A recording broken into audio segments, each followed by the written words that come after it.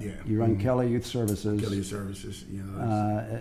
Being a person of, stature with Kelly Youth Services, does that come into play ever? Is there some rough situations with these kids? Absolutely. Can you give us some of worst case scenarios and? Yeah, so I'll tell you about some girls. Okay. So I do girls and boys.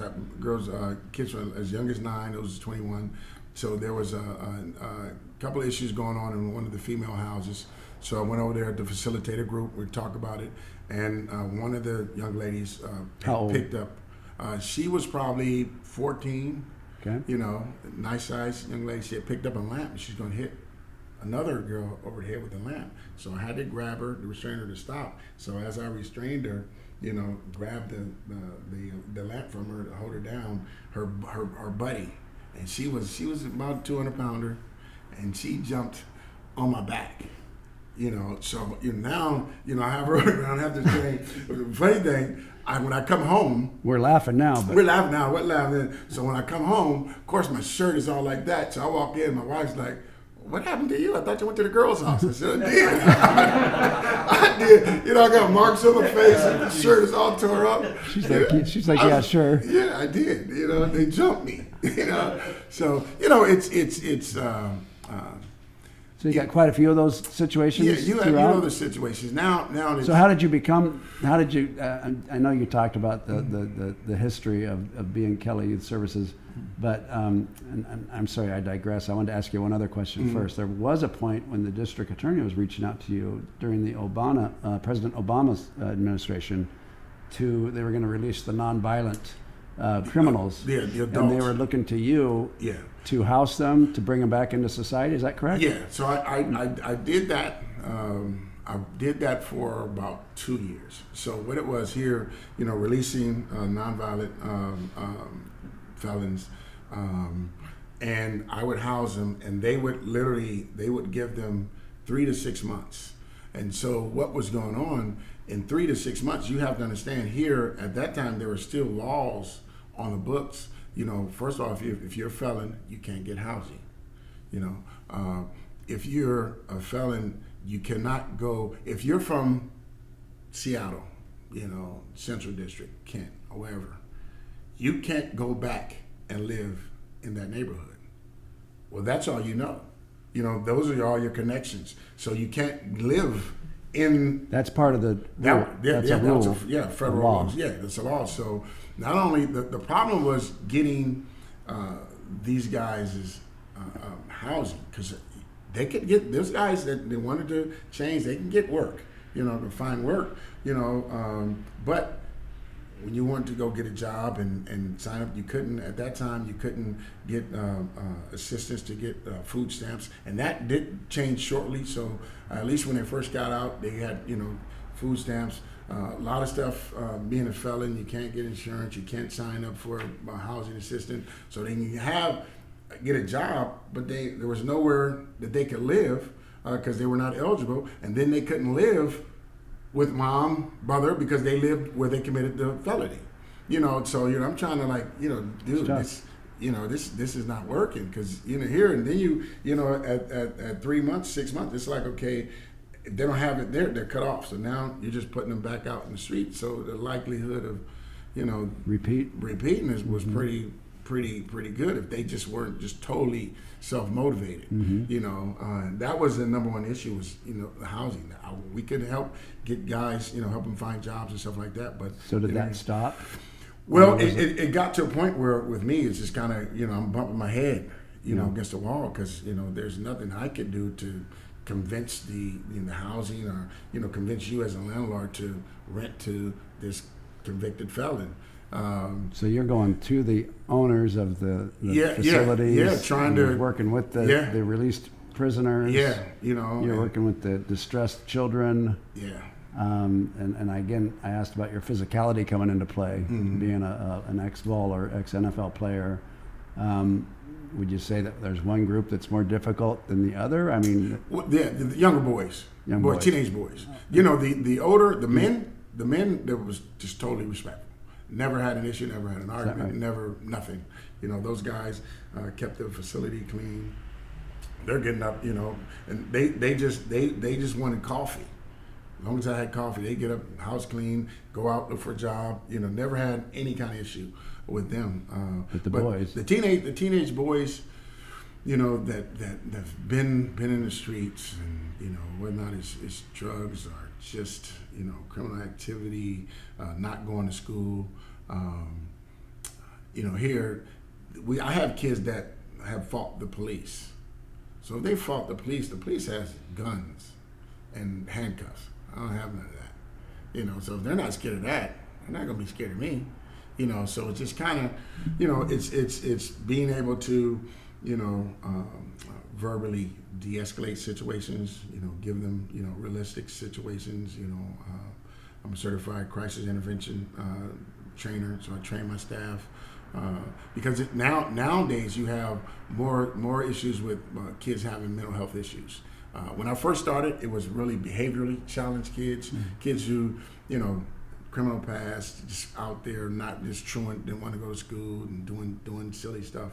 Now you have more kids that suffered, severe trauma. You have, more young ladies who've been sexually trafficked. A lot of kids been affected by the opioid crisis in the Midwest. The city of Hamilton, within Hamilton County, was the #1 opioid crisis in America, which is right suburb of Cincinnati. And so, it's decimated some communities up there, and as a result, you've had a lot of kids that have been thrown in the system because most of my cases that have relationship to opioid abuse, when it's not just it's everybody. If it's in one family, it's run rampant in the whole family. The mother, the father, the grandmother. There's nobody that the kid can go to, other than being placed in the system. So it's now it's just more training, patience, understanding, trauma-informed care, more employees. More employees? Does that make a difference? Or you have a budget? Well, it's here. We contract with all the local counties, so with our contract, we're paid per diem per day. Now, if they've even upped the ante.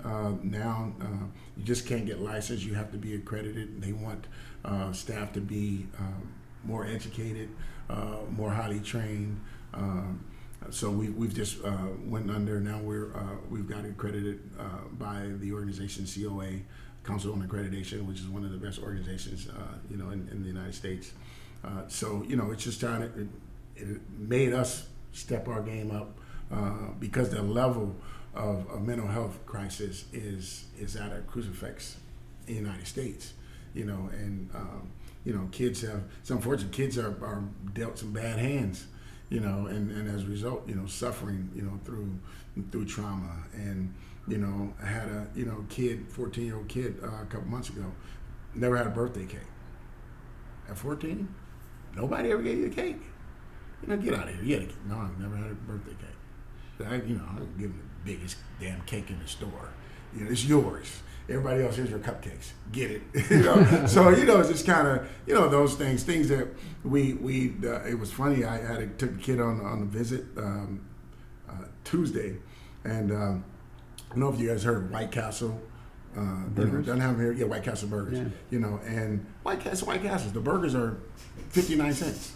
It's like, I said, hey, you're gonna miss dinner at the house. You want something to eat? Don't tell McDonald's. Everybody else go, tell me somewhere you've never been. He said, I've never had a White Castle burger. White Castle? Let's go. Everybody goes to White Castle. Dog. Yeah, and I went in, and I bought him 6 double cheeseburgers, and he smashed them.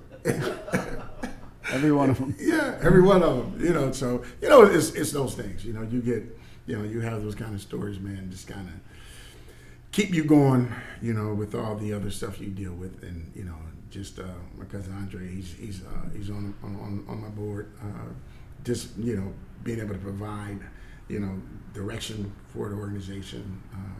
Reggie Williams is on board. Coach Jim Anderson, who was probably the longest tenured coach, one of the longest tenured coach in the history of the NFL. He was Bengals running back coach for I think 29 years, so he's on my board. So just. We're just trying to, we've been going. Cinco de Mayo will be our 23rd year, and we're trying to, go another 23, man. And keep doing good work. The greatest right here, Hey, appreciate Joe Kelly. it. I couldn't be prouder to be associated with you. Thank you so much for coming out. And again, the greatest linebacker in the history of the University of Washington, nickname Ali. Just to be associated with you has just been a thrill of a lifetime. Thank you so much. I appreciate it. Just for anybody ever mention that, nobody can say that. I can't. Yeah, Jimmy, I'm the greatest, Jimmy. But we knew. Yeah, but you have me coming in with Driscoll, and you look at Mike Jackson and Bruce Harrell. You look at No, I'm sorry. It's I've always carried your torch, and then when you've got Dick Baird saying it, who's been there for 20 plus years, 2 to 3 different coaches, 4 different coaches, so it's official in our book. I'll take it. Okay. I'll take it. Absolutely, Jimmy. Thanks, man. We're gonna show some clips here. Yeah. Okay. Nice job, Joe. See if we can get some. Let's see what I got up here. Okay, let's. Why don't we show that interception if you don't mind, Joe? You don't mind us playing that, do you? Absolutely not. Yeah, I think. So we got J.C. Pearson was the play before.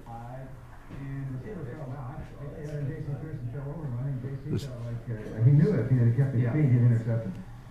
Buckley to throw again. It's good defensive play. Horrible call. That wasn't penalty. Horrible call. He did hit him early. He was playing the ball, but he did make early contact. First and 10. Now here's a 4-2. By Kelly and watch 4-2. See Peeps right there? Number 11. Yeah. Look at the angle 11 had on him.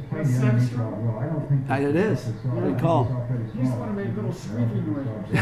Look at him, he runs past him. Yeah, he blew up his angle. He blew up his angle. That, ladies and gentlemen, is a 4-5 turning into a 4-3. All right. Yeah, absolutely. All right, thanks, Richard. We're gonna see if we can get Barry Switzer getting chewed out by Joe.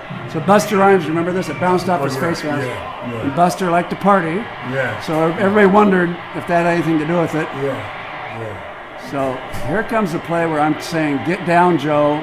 Please get down, Joe. He goes for him. Now where's Joe go from here? Straight to Barry. Straight to Barry.